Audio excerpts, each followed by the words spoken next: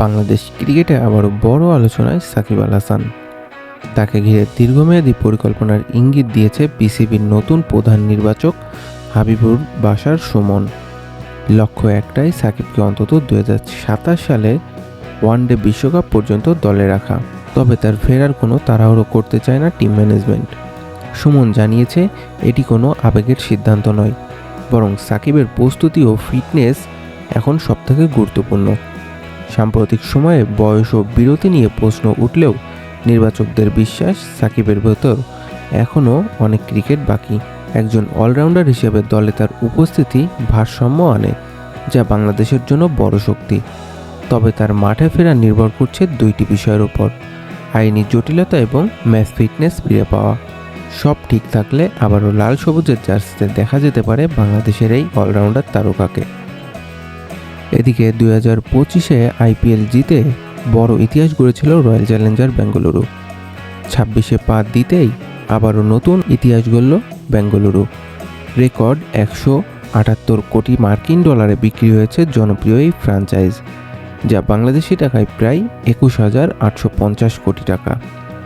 ভারতীয় আন্তর্জাতিক বড় প্রতিষ্ঠানের সমন্বয়ে গঠিত একটি জেট কিনে নিয়েছে দলটির পূর্ণ মালিকানা। নতুন এই মালিকানায় রয়েছে Aditya Birla group, Times of India, Bolt Ventures ও ব্ল্যাকস্টোনের মতো বড় নাম।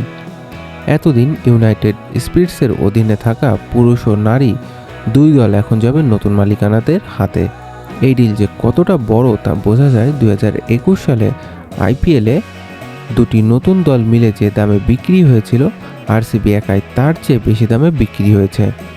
2008 সালে মাত্র 11 কোটি ডলারে কেনা দলটি এখন হয়ে উঠেছে বিশ্বমানের ব্র্যান্ড। তবে চুক্তিটি কার্যকর হতে এখনও বিসিসিআই ও ভারতের প্রতিযোগিতা কমিশনের অনুমোদনের প্রয়োজন। সব মিলিয়ে আইপিএলের ইতিহাসে এটি এক নতুন মাইলফলক। আইপিএলের বড় পরিবর্তন: অ্যান্ড্রু রাসেল এবার আর মাঠে খেলোয়াড় হিসেবে নয়, দেখা যাবে নতুন ভূমিকায়। কলকাতা নাইট রাইডার্স তাকে দিয়েছে পাওয়ার কোচের দায়িত্ব। এক দশকেরও বেশি সময় ধরে দলটির হয়ে দুর্দান্ত পারফরমেন্স করা এই ক্যারিবিয়ান তারকাকে সম্মান জানিয়ে তার 12 নম্বর জার্সিটিকে অবসরে পাঠিয়েছে কলকাতা। অর্থাৎ ভবিষ্যতে আর কেউ এই জার্সি পরে মাঠে নামতে পারবে না। 2014 এবং 2024 সালে দলের শিরোপা জয়ের গুরুত্বপূর্ণ ভূমিকা রাখা রাসেল হয়েছিল আইপিএলের সেরা খেলোয়াড়ও।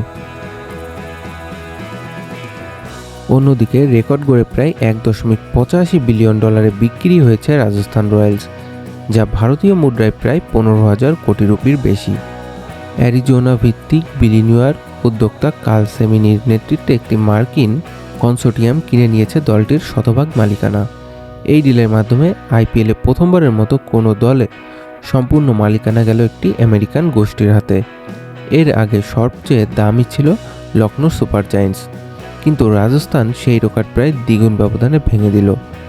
নতুন মালিক ইতিমধ্যে জানিয়েছে, দল পরিচালনায় আধুনিক প্রযুক্তি ও ডাটা অ্যানালিটিক্স যোগ করা হবে, আর ভবিষ্যতে আন্তর্জাতিক বাজারেও ব্র্যান্ডকে ছড়িয়ে দেওয়ার পরিকল্পনা রয়েছে। এখন শুধু বাকি বিসিসিআইয়ের অনুমোদনের অপেক্ষা।